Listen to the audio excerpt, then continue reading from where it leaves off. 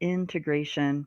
What does it mean to integrate? How can you tell that you fully integrated something? And I also want to mention a couple ways you can, some practices you can adapt to assist you in your integration process. So first, what do I mean by integrating? And what is the context that this is relevant?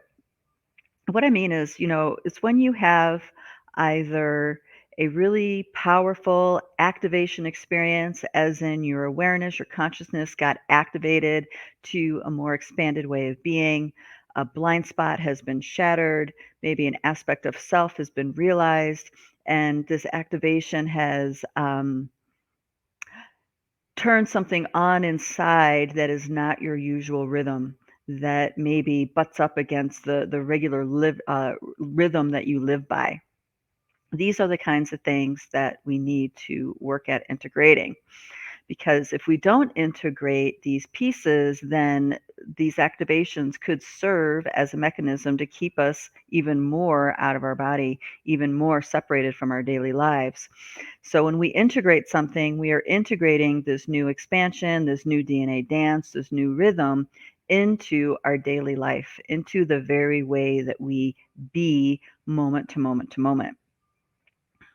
Integration is also used a lot in plant medicine circles. So there's lots of different kinds of plant medicines out there. The most popular one known is stuff like psilocybin or ayahuasca. Of course, there's many more beyond that, but those are the two real biggies. So integrating can be a challenge, especially nowadays, because the veils are lifting as quickly as they are, and really deep aspects of self that we really have very limited ways to relate to. We're really limited in the ways that we can relate to these other pieces, and it does take time. For example, if you're working with a master, I don't mean novice, but I mean a master ayahuasqueros, for example, it can take decades to integrate the experience that you had. Now, this could be said for psilocybin as well and the other plant medicines, but I point out ayahuasca because a lot of people are doing that. A lot of people are seeking that out, and there's a lot of ceremonies and things being offered. Not always by masters. Actually, most of the time, 99% of the time, it's not a master. It's somebody who knows how to brew and has perhaps a spiritual calling to work with the medicine. Okay, so integrating can be really challenging, like I said, because that particular medicine and other medicines like that can shatter or put major cracks into the ego structures of who we think we are. It can shatter even the constructs of who we think we are, and it's really scary to face life with something like that shattered. And what happens is that an activation or a shattering, a cracking like that doesn't necessarily mean you are going to be forever changed. What forever changes you is how you integrate that experience into the way you be. And this means energetically, it means psychologically, emotionally, spiritually, on all these levels. Now, our constructs of who we think we are part of that nesting doll experience that I talk about. And this also ties into authenticity, because a lot of people are confused about what authenticity means. And really, as you expand in your awareness, who you are authentically changes as you expand. And this is because as you integrate these new rhythms into your awareness and who you are, it means that you have to confront these pieces these nesting dolls of who you think you are. And it takes courage, because the ego driver and its constructs are meant to keep you safe and feeling secure. And fear happens anytime that gets challenged. And when you have a construct that has shattered, it's scary. There's a lot of fear that comes up. And also qualify, this is also a false idea that happens within a spiritual awakening experience as well. people think that, just because you had this experience, now you're forever changed, but never are able to step past the fear part. And what I want to talk about with this is that it takes a lot of courage to step past fear.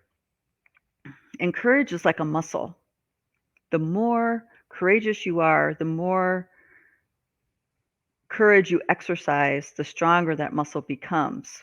And it becomes easier and easier to face your fear. Um, and you don't necessarily have to be on a spiritual path to have that courage to face your fear.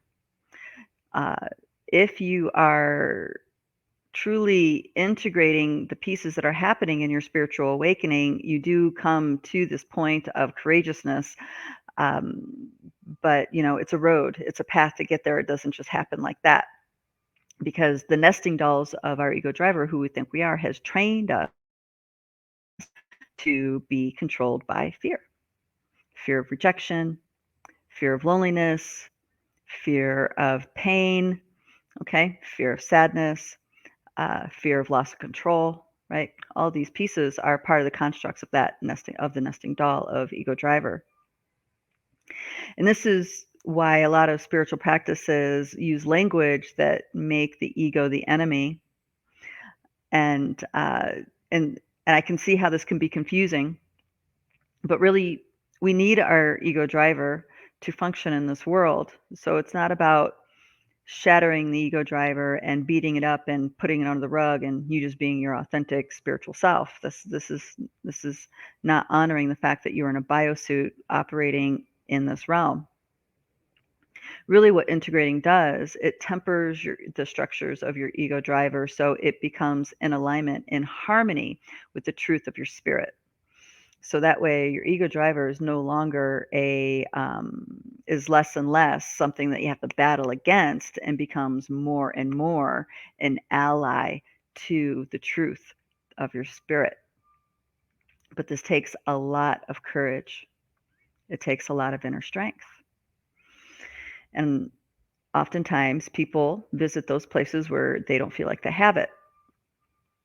Guys, let me know if you've had an awakening experience where you've had those moments where you feel like you don't have the courage that it takes, or perhaps you feel like you're too messed up and beyond reclamation, because that's part of it too. So what it means to integrate is that once the cracking happens, once the structure of the ego driver has that breach, that means now the real work begins, in that you start feeding that crack. You start feeding it so it separates and becomes bigger and bigger and bigger, so more of your spirit can flow through you. More of the voice of your spirit can have your conscious awareness, where the true needs of your spirit have a place in your life. And that means changing your life. That means oftentimes changing your friends, changing your life circumstances, changing the way you operate in the world. And if we're not willing to change the way we operate in this realm, in this world, then that crack will start to heal over. It'll start to solidify again. Okay, it'll start to solidify again, and that cracking actually will start to shift in the memory and turn into a trauma that needs healed. Okay. Versus if you keep feeding that crack and opening yourself wider and wider and wider and wider, and let that shell fall away, this is where you start to experience deeper levels of liberation and freedom inside of yourself. That means that construct that was working against the truth of who you are, the truth of your spirit, is no longer there working against you. That much more of your quantum is now working with you, with the truth of your spirit. And it's a journey, like I said, to figure this out. Oh, awesome. I'm glad to hear that, darling. Dear brother Darren says, I am never beyond repair. That's excellent. Um, It's a journey to get to that place, because very often people in their experiences, as they crack open more and more and more, there's this point where it feels like it's an endless process, and those thoughts of, wow, maybe I am too screwed up to get fixed. I know I've definitely had those. Anyway, so what I'm saying here is that these nesting dolls of our ego driver, what is in battle against us, that gets cracked, and you can make the adjustments mentally, emotionally, environmentally, spiritually, to accommodate that cracking so it can continue to fall away, and then you are reborn in a different way. And that is one less nesting doll of the constructs of ego driver in your way.